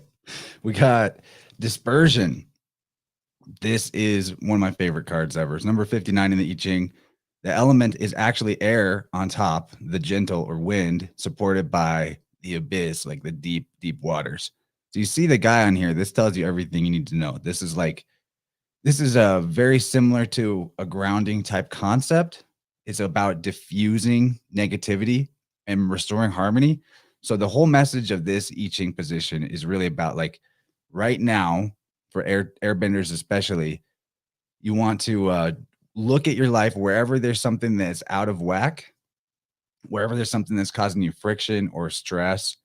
Instead of like pushing through that, you're being asked to like bring a balancing force in. So like if you have the belief that something needs to be a certain way for you to be okay, maybe find a way for that to like ease up on that and realize that whatever it is that is going on, if you weren't in the picture, you know, if you like died today, all the stuff would still get done. And all of the real importance about your life right now is how you feel, your energy. Not to, you know, lighten up, basically. Look for more fun in your world. If you're stressed, do more fun stuff. Don't overdo the negative aspect of what it is that you're involved in right now by focusing too much on it. Instead, be like, oh, there's the message of, I got to restore some kind of harmony or order. So this is a very breath centric thing too, because breath is the way that you do that in your biofield, just getting more oxygen, maybe taking up a breathing practice. Like, I guess the way I put it is that whatever it is you feel like that you're lacking, make more of that, right? If you feel like you don't have enough time, then make time by meditation. That makes time, literally. Or you feel like you don't have enough fun in your life, then make some fun. Go out of your way to do that. You know, let go of the things, lighten up on the things that you feel sort of chained to. I love that you said balancing power, because I got the Moon in Libra card, Psyduck, Two of Swords. Psyduck. And this is cool because this is definitely speaking of, even though the Two of Swords is seen as a sense of indecision, for airbenders, what I'm sensing is putting your mind over your heart and not being quick to make emotionally ruled decisions. Many of you may be called to really keep silent about what's occurring because this will enable decisions you make to be more logically centered and temper any excess emotions from yourself and others, especially if some of you are being pushed to make a decision you don't want to make before you're ready. This will enable you to stay objective enough to not be swayed. So, yeah, for those of you who are indecisive, and for those of you who are a bit too impulsive, the airbenders message for you in this sense is to make sure you're, regardless of how you feel, make sure you're making logically ruled decisions over your emotion. I love the Two of Swords, and everything you just said about it is right on. In the tarot, they're called taroscopes. It's Michael Tessarion's system of, it's kind of like tarot-based astrology. Nice. Really, really cool. Where it's like the theme is basically cards on houses. And in that system, like my primary life path of the minors is actually Two of Swords. So resonate with that one big time. That's awesome. And knowing your moon in Libra too, like that's awesome. Yeah, that's a good point. Weird. Well, good luck staying logical, because this literally flew out at me. It's the Two of Cups. So underneath, but like keep some levity, keep it light. It's not a 10 of Cups, it's not a commitment, but it's something new sprouting up. So that's really exciting. And I'm not gonna lie, I looked at the bottom and we have the Empress, or the Lady. So huge abundance. I mean, maybe you're making that back, she's got the cornucopias, you're pregnant with, this situation is pregnant with possibilities. We'll just leave it at that. And you know what? That's interesting too. One of the meanings of dispersion, now that we have those other cards, one of the meanings here is literally about dissolving divisions.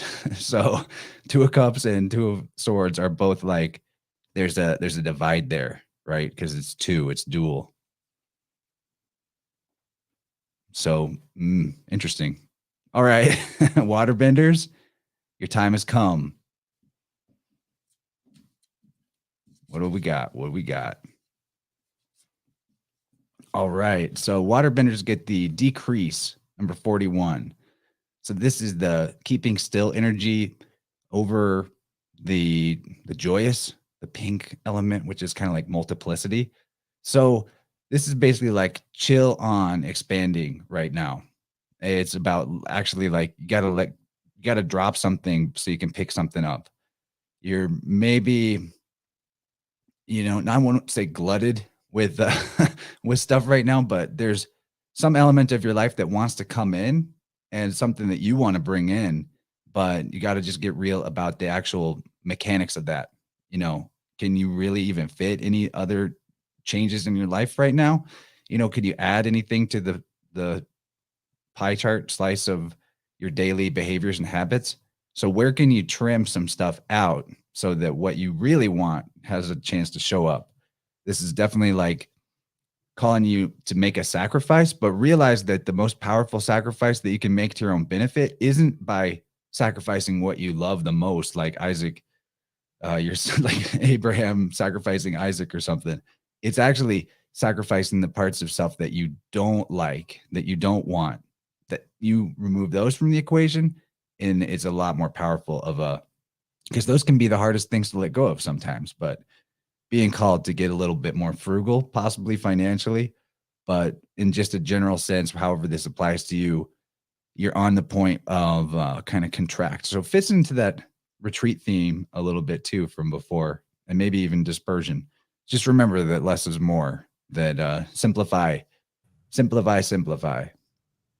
And we have the Chariot, Rapidash, not Ponyta. So this is saying that you're coming into success based on your forward direction and focus. You want to use your willpower to achieve your goals and be the hero of your life. So this is saying that whatever you want to do, when we get the Chariot, you're the winner. You almost want to focus more on your own interests and put everything else to the side. Shout out to Skywalk Trees. And this is so very important because this is saying to shoot your shot. This is saying to take a risk. This is saying to maintain that forward moving momentum, because everything that you're doing is going to come into victory. Just beware of falling for immediate gratification over long-term success. Nice. And I got this, literally like went halfway across the fucking room, the 9 of Swords. And I feel like this actually applies to everybody with the major transit that we have in Pisces right now, Jupiter, Neptune conjunct, which will be exact in not very long, like a week, something like that. We're all having very interesting things come up while we're sleeping, whether it's really intense dreams, whether it's not being able to sleep at all, whatever the case is. Water signs, and for everybody, because we all have water in our chart, make sure that you're sleeping. Make sure that you are cutting out things that you need to and not overthinking so that you can actually sleep. And if you have really intense dreams come up, write about them, because on the bottom of the deck that I noticed as well was the High Priestess. So we have stuff coming through 100% all the time, and it's important that we find healthy ways to channel it so that we're taking care of ourselves properly. Yeah, dude, popping out with that 9 and also with the Chariot, which is that Cancer energy, could be representing getting a bit overburdened on the emotional plane, dreams or not. And if you want to decrease, you want to practice that decrease, one way to do it outside of just like, your daily habits and behaviors, because I was kind of stuck on the physical when I was talking about it, is to write it down, whether you're writing down the dream or getting into a journal, reflecting on your feels, even with just like a trusted friend. It's more powerful at tripping you up when it's inside than when you let it out. So it's pretty strong. I feel like I had something else to throw in there, but man, good stuff. Well said. Let's hit them all with like everybody, one more for everybody. That's just for everybody. Like a pick a pile. Oh God, pick a pile. Because this is having too much fun with Pick this. a card style. Oh my God. Unifying all the 4. This one's for the Avatar. This is for the air, fire, water bender. The master of all 4 elements. If you're the Avatar, this one's for you. All right. All right, we got Yang, which is literally like Avatar Aang. Stop it. Wow. This is number 1, the creative. This is the pure source, the active Yang principle, the absolute, the supreme being, the generative principle of activity. This is the image making faculty of consciousness that just brings newness and expansion into our life automatically. It's also your authority. So this is like step into your authority as a creator and find strength in that. Find strength in your uniqueness. Beautiful. I love this card. Did you check that out? I'm mind blown you got the creator. That's beautiful. I'm mind blown you got that, and I got Suicune, the Ace of Cups. Oh, so that's just such raw, pure potential and new connection to spirit. This is literally you spiritually awakening, connecting all these elements and reestablishing a new connection with spirit that Loco Listens nailed. It's that avatar state incoming. Love it. It's a new feeling though. It's like in order to activate this, you're tapping into a brand new feeling. So. I would say that we definitely are doing exactly that, because we got the Princess of Cups. Oh, there we go. New feeling. Boom. That's lovely. So, make sure that you're at peace. You're at peace with whatever changes are happening. Take time to tap out, to connect to nature, to be still, to be in the moment. Embrace that oneness and that flow, because this to me is all about the flow. That's beautiful. I was literally doing qigong in front of our little like kind of That's awesome. mini pond thing. Oh yeah, get into some flow. Creative movement practices around water. Mm-hmm. You want to initiate flow state. Well, tap into something that's flowing. They do teach that in qigong. Teachers will say like go find a stream, not stagnant water, but something that's got good movement. That's cool. Y'all, you got more questions for Mike? Hit us up. We are done with that particular fun segment. I'm glad we did it. Got some cool syncs out of it. I like it. This is a powerful trio right here. The first 3, the fundamentals. I like it. Right. I have a theory. I have a theory that the first 3 and first 4 zodiac signs could take on the whole zodiac if we had to. I feel like maybe we are. Like we're the Power Rangers. I love it. Taurus is the earth, so yeah. The 4 elements, the original 4 elements. Yeah. Well, you don't fuck with bulls and rams when they pissed off. That part. Yeah. And Gemini, they're doubling up on you. You're outnumbered. You don't get pinched by the crab either, right? Yeah, that's true, dude. That's true. Oh shit. They do get pinchy. Yeah. Okay, so Davin has a question. Any tips for using your natal chart to find out how to manifest talents? Yeah, I like to see talent as the 5th house in your chart. So even if your 5th house is empty, your 5th house has a chart ruler, and it in relation to that chart ruler, and in relation to that 5th house ruler, or really your 5th house, it'll let you know the nature of your talent, where it plays out, what you need to cultivate it. And then outside the 5th house, if you just, look at your moon, your Venus, and your Mars, your heart, your soul, and of course your desire, cultivating that will also cultivate your talents too. But the cheat code for that is, what's your 5th house? Because your 5th house is not only what you love, but it's how you express your skills. And for example, when Jupiter went through my 5th house, that was when I evolved and started stepping more into my artistry. When Saturn went through my 5th, I wasn't serious about what I loved. And that made me realize this is what I really want to do as far as creativity, writing, performance. And I started to take it a lot more seriously. So, yeah. How about alien constructs? Oh, I love alien constructs. I love the recognition. I realize aliens attract other aliens too. What do you mean by alien construct? I need a refresher. Great question. So I'm going to actually share my screen to reference this one article written by Stephanie Jordan. The cool thing about her is I actually had a reading with her, and she's one of the GOATs in my opinion. She is legit. I'm talking about so legit that I ordered my reading and I had to wait 4 months just to speak with her. Missed the reading, had to wait another 4 months, and it was still one of the best readings I ever had in my entire life. Like, it's legit. So she wrote this article based on, of course, and she has a book based on this too.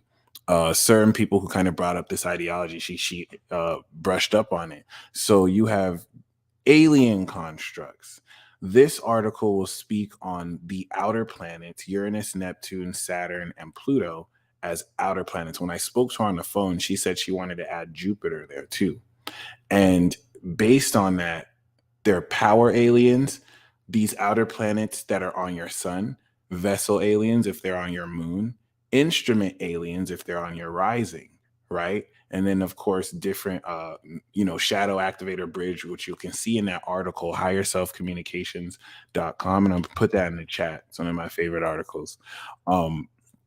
Personally, yeah, this is what Greco-Roman lore is seen as gods, but aliens is accurate because they are literally out of this world. So when you're an instrument, vessel, or power of this, it pronounces and gives you literal alien power or magic or essence as you're an instrument of these beings. So attached to that, the outer planets, because of the rarity, because of, Pluto is a 248 cycle. So to have a Plutonian instrument, alien or alien construct, is so rare. In fact, aliens attract so much aliens, like so many aliens book readings from me, that I forget how rare it is. And I start to think there's a lot of us, but most people who have alien constructs will be a part of probably less than 1% of the population. But if you weren't born with an alien construct, like you can see here, can non-aliens become aliens? Yes, you can go through a transit. Let's say you're an Aquarius rising. All Aquarius risings are going through a Saturnian instrument alien transit. Or you can have a progression where your progressed sun goes over one of these planets and you start to inherit it. So anyone who wasn't born with it will have an encounter or deal with someone who activates it. And then on top of that, this article goes through outer planets, but you can also express this with inner planets too, or personal planets. So if Mercury, Venus, Mars is on your sun, moon, or rising, to me, that's also like a God aspect. It's just not the outer planets, it's just more personally. So I've seen people with Venus on their moon, and they're vessels of the goddess of beauty. They have much inner beauty, and they have the powers that come with it too. And so once again, I like to add a more, fantasy-esque twist to it, which is more real than fantasy. Reality is stranger than fiction. I truly believe that now. And yeah, I love this construct. I love this concept. It's so awesome. It's so freaking awesome. I definitely open that up to check out. Maybe there's a future. You should say she's hella busy. Maybe not, but maybe a future podcast guest. And then on top of that too, I always consider Aquarius. You, brother. Thank you. I always consider Aquarius the alien of the zodiac. So if I see an Aquarius or a Pisces and they don't have alien constructs, I still consider you an alien because these vibrations are out of this world. So yeah, Aquarius that I know, they just know how to do shit. Right. Yeah, they got that. Well, because they're evil genius aliens that haven't revealed their plot to humanity yet. So that's why Aries is their best friend, because Aries is so original. So they can just be their real self with Aries. Aries will like judge them. Okay, so Paula has a question here. How can we best prepare for Jupiter in Aries coming up? And I'll add to that question, when's that transit occurring? That's the aliens coming through you. Yo, straight up. May. That's going to be May to, thank you for posting the link. That's going to be from May to August. And then it's going to retrograde August, go back to Pisces in November. Then it's going to go direct in December, and then beginning of Capricorn season, it comes into Aries. Why Jupiter in Aries is one of the most important transits is you've taken 12 years to become this legend that you become. Like you're a fucking badass. And so this is you restarting a brand new cycle now with this collective evolution, and this is going to have you move forward on everything you've become. That's really kind of what it feels like to me. And I appreciate it coming in more around, because now most of us have come of age. We've had our Saturn returns, so like we're going to be more aware of the sparks, the newness, the new beginnings that come. We're going to trust the magic of new beginnings. I think it's going to be so exciting, and I'm so excited. So it's going to be maybe like a pretty jarring transit, right? Because it's going from the feet to the head. Yeah. Oh yeah. For a lot of reasons. The Pluto like if you've been like kind of on a low, if some lower stuff has been blowing up, you might just like have a big turnaround moment. I actually appreciate you saying that, because I feel like as a sun in Aries, you're tapping into it, and you have possibly the most valuable insight about it, because Jupiter transits pass the torch. So you're coming into the torch from Pisces, and you're a literal source of evolution. The Aries moons are holding the vessel, but the Aries suns, Jupiter is evolving people through you, and it's leveling you up, which is fucking awesome. Yeah, my sun's right there on the cusp too, on 322, and Venus and Mercury are over there in Pisces. So Jupiter's hanging out over there this last couple of months. It's been interesting. Like there's been a whole lot of opportunity to see into the deepest parts of myself, but also like a lot of pull towards like old patterns, pull towards old vices, things like that, Yeah. But revisiting it more evolved, I imagine. Oh yeah. And yeah. That's awesome. That's life. It's a spiral path, you got to just accept that it's going to be that way. I'm really interested in the alien thing. I don't know if I fully understood it, but I'm conceptualizing it as like the pantheon of gods in a sense. You can call it aliens too. That's a fun word, but it's more accurate to say the pantheon, to be honest. I really like that description better, because this gives people the opportunity to tap into the sense of like God power within them. You know what I mean? Or around them or through them. So I have a question here.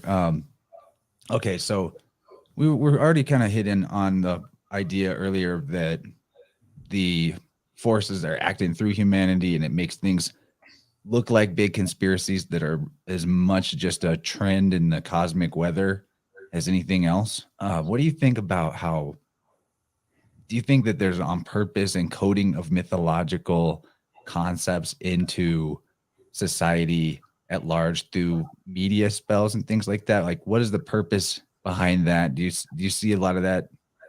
I think it's a perfect place to conclude too. This is the dark forces that be. Dark forces pertain to forces that leave people in the dark and speak half truths.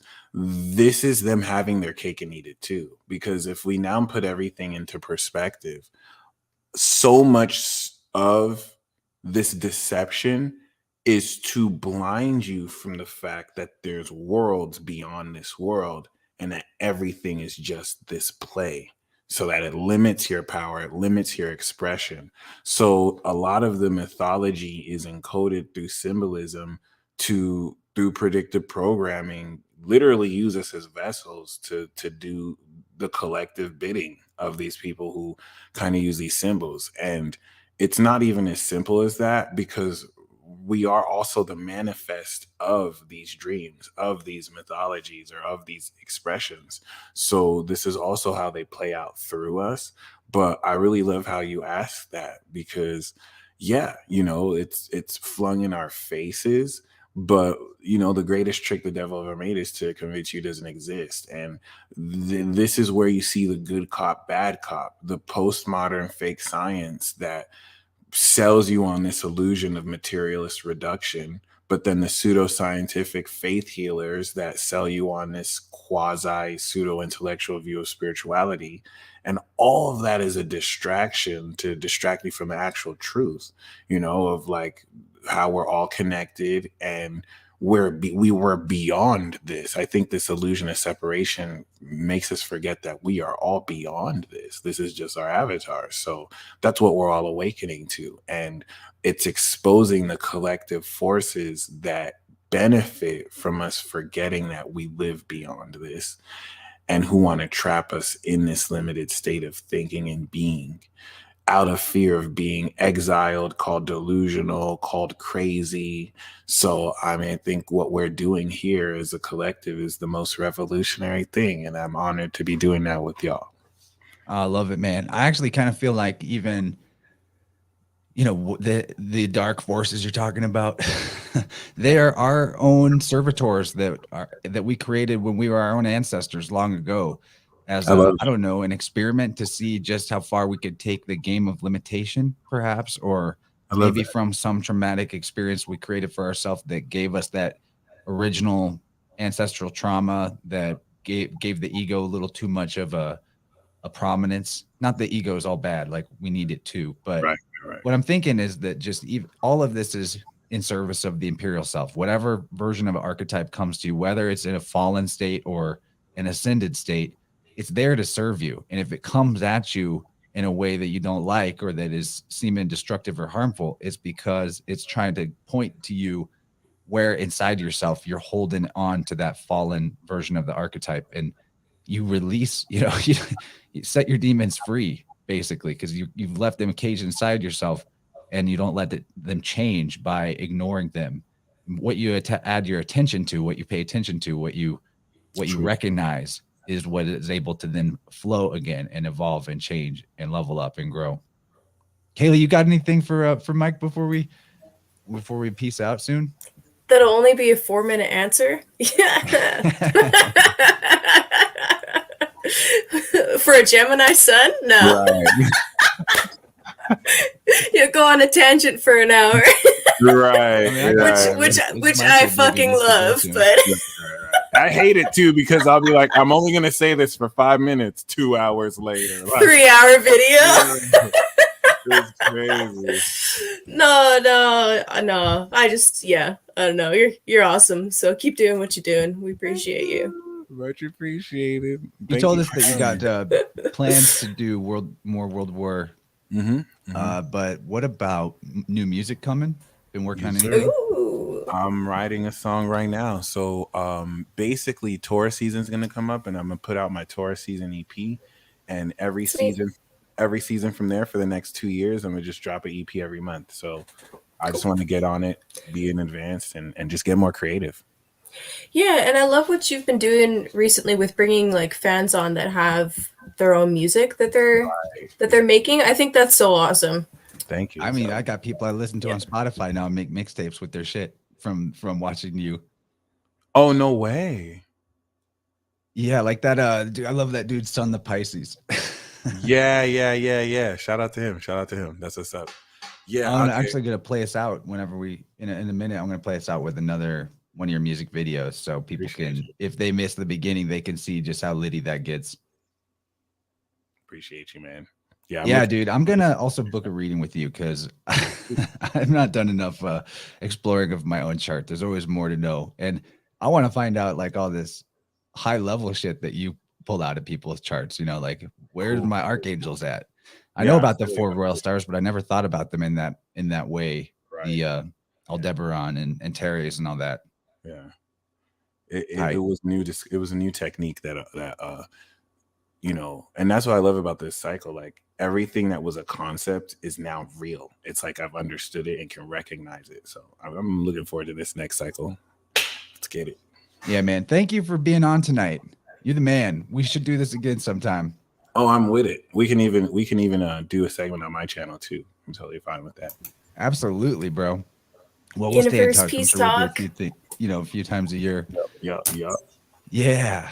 Awesome. Okay, well, I'm gonna play us out with this one's called Sweet. Let me find it. Yeah, this one's called Unsubstantiated Claims Part 2. Yeah. Yeah, let's get it. So I'll drop the link to the YouTube video in the chats while we tune that. And that's still on YouTube? Wow. Seriously. I'm actually surprised. All right. Well, thanks everybody for hanging out with us tonight. It's been rad. And talk to you guys later. Thanks, Mike. Thanks, Kaylee. Much love, much strength, everybody. Oh no, I tried to upload it. I didn't share it right. Okay. That was like seamless producer moment. Not. Okay, here we go.